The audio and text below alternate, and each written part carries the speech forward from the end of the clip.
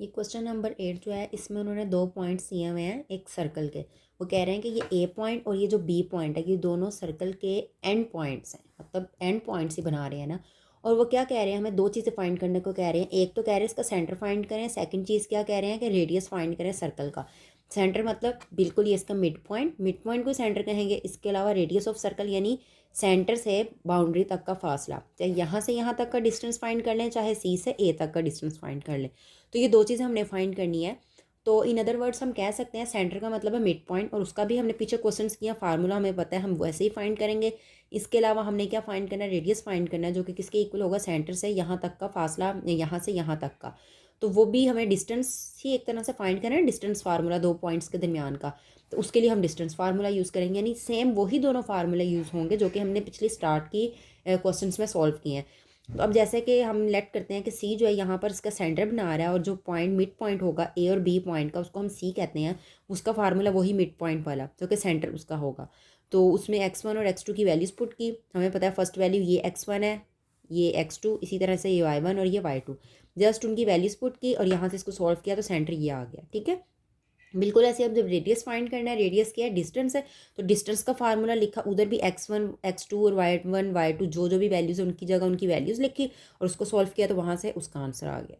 ठीक है, तो इसी तरह से ये अब क्वेश्चन नंबर 8 के बाद अगर क्वेश्चन नंबर 9 की बात करें तो उसमें उन्होंने क्या कहा हुआ है, उसमें उन्होंने हमें 3 पॉइंट्स दिए हैं। ठीक है, और उन 3 पॉइंट्स में कह रहे हैं कि ये जो पॉइंट्स हैं ना, वो कह रहे हैं कि राइट एंगल ट्राइंगल जो है उसके पॉइंट्स हैं, और हमने यहाँ पर एज की वैल्यू फाइंड करनी है। सही है, और इसके अलावा उन्होंने ये भी कहा है कि जो ए पॉइंट है ना वो राइट मतलब एंगल बना रहा है। तो ये देखो हमने राइट एंगल ट्राइंगल बनाई, और पहले भी मैंने एक क्वेश्चन में बताया था राइट एंगल ट्राइंगल क्या होता है कि ऐसी ट्राइंगल जिसमें कोई 1.9 एक जो एंगल है वो 90 का हो, जैसा कि ये है। और इस क्वेश्चन में उन्होंने ये भी बता दिया कि वो ए पर 90 का एंगल बनाएगा, तो हमने ए पर 90 का एंगल भी बना दिया।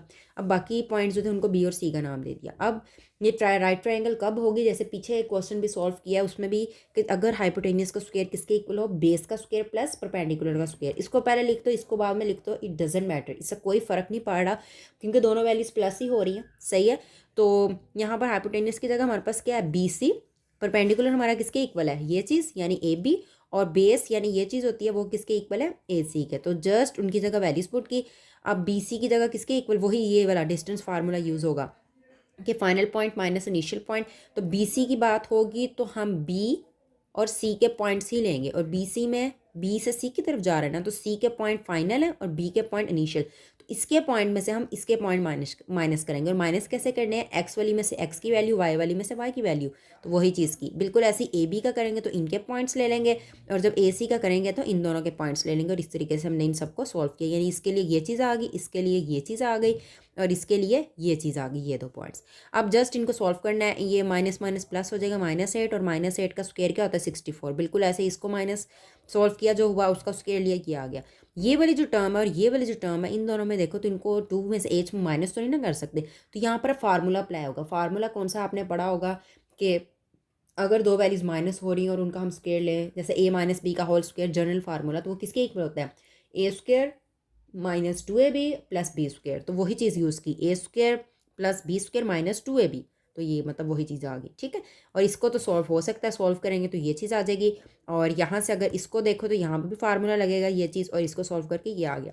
उसके बाद यहाँ से ये जो एच एच वाली वैल्यू थी प्लस हो रही थी वो आ गया, और इस वैल्यू में एच है और इसमें एच है सिंपल, तो इनको सॉल्व किया ये आ गया, और जो कांस्टेंट वैल्यू थी जस्ट उनको सॉल्व किया तो ये आ गया। सही है, नेक्स्ट स्टेप में इनको प्लस किया ये आया, ये 140 इस तरफ आके सब्ट्रैक्ट हो गया, तो ये चीज़ आ गई। तो हमारे पास ये इक्वेशन किसके इक्वल आ गई, 120 के।